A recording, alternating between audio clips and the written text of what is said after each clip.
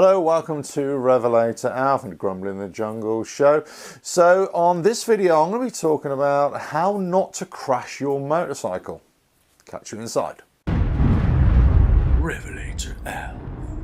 Hello, welcome to RevelatorAlf. I hope you're enjoying this series so far and the channel. Please subscribe and hit the notifications bell so you get all the latest videos. So in this video, as I say, I'm talking about how not to crash your motorcycle. Now that might sound a little bit flippant, and I suppose it is a little bit, but what I really mean is we all riding our bikes, we all think, oh, we're never going to have an accident, we'll all be fine, we're never going to crash, nothing's going to happen to you, I'm the best rider in the world.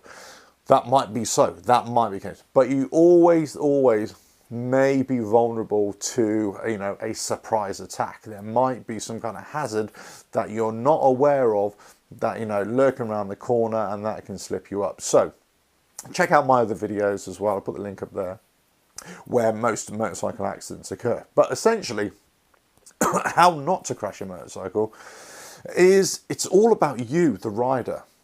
I think I hear so many times where, riders are looking at other road users, cars, vans, lorries, oh, they did this and they did that. Well, also you got to think, well, what did you do? What have you done in this accident scenario? Did you contribute to it? Do you know somebody who's just had a motorcycle accident? How did they have the motorcycle accident? Are they just blaming somebody because they want to blame somebody? And let's face it, if you've got, had an accident, you've always been told, we've been indoctrinated, never admit anything, always blame somebody else. But in actually trying to avoid accidents or motorcycle crashes, collisions, you want to really start analysing where accidents happen. So how not to crash a motorcycle? Well, first of all, it's not always about speed. Okay, it's about speed, it's about the conditions, it's about the type of road, it's about traffic density, it's about, is it a straight road, one with lots of bends, twists, that kind of thing. The road surface, what's that like? Lots of different factors will contribute to you either having an accident or not having an accident. Then it's also about how you analyze that information that you're getting and actually saying, okay, does it pose a threat? Is it a hazard? It's this hazard perception. So let's say, for example, it's a bright sunny day and you're going out on dry roads, and they're smooth roads, there isn't any sort of dirt and contaminants on the road, no grit, no gravel. Then if everything else stays equal, then you should have an event-free ride. However, if you've got bad weather, rain, maybe icy conditions, maybe gravel, maybe mud on the road, lots of twisty roads, then obviously that's going to add another layer of risk on top of your riding plan. So that's what you need to consider. Always consider what is the hazard, what potentially can be the hazard. Then you need to think, okay, well, I know where the accidents can occur.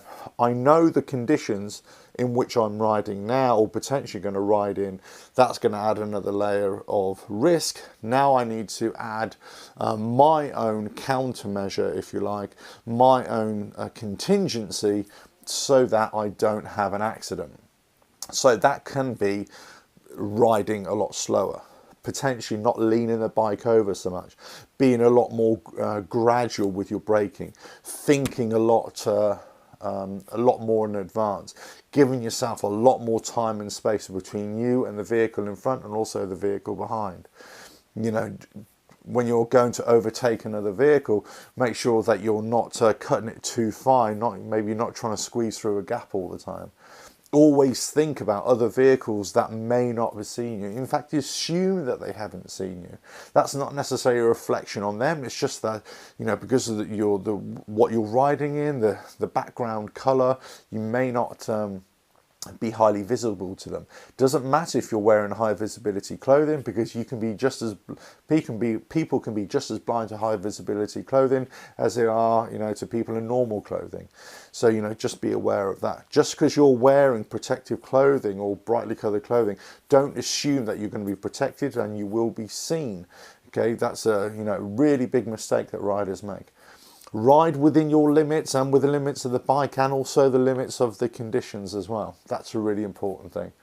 All these factors that you need to start thinking about is actually going to help you to avoid getting into trouble, getting into a near miss, and getting into a collision or falling off your bike. Okay, so this is it. You know, if you're riding on a strange road, then you really need to ease off on the speed, look about your road positioning, you know, getting the best view of the road. But don't compromise the best view of the road and putting your bike into harm's way. You know, I have a big issue with, you know, many riders who are out there who say, oh, I'm going to go on to the far left or the far right of the road or the other side of the road to get the best view of the road ahead. Well, you might be, but also you're putting yourself in harm's way just in case another vehicle comes the opposite way.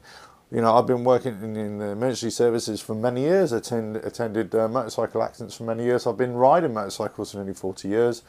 And, you know, there's a high concentration of motorcycle accidents on a bend, you know, in the countryside, for example, and riding too close to the middle of the lane on the white lines or the yellow lines, wherever you are in the world. And there's an oncoming vehicle also coming very close to the middle of the road or straddling onto the other lane, and there's a collision, and that happens all the time. So, you know, you've got to be careful about your road positioning, but don't compromise the safety, your safety, just so that you can get a much better view. If that's the case, you just need to slow down, stay in your lane, and then, you know, you'll still get ample time.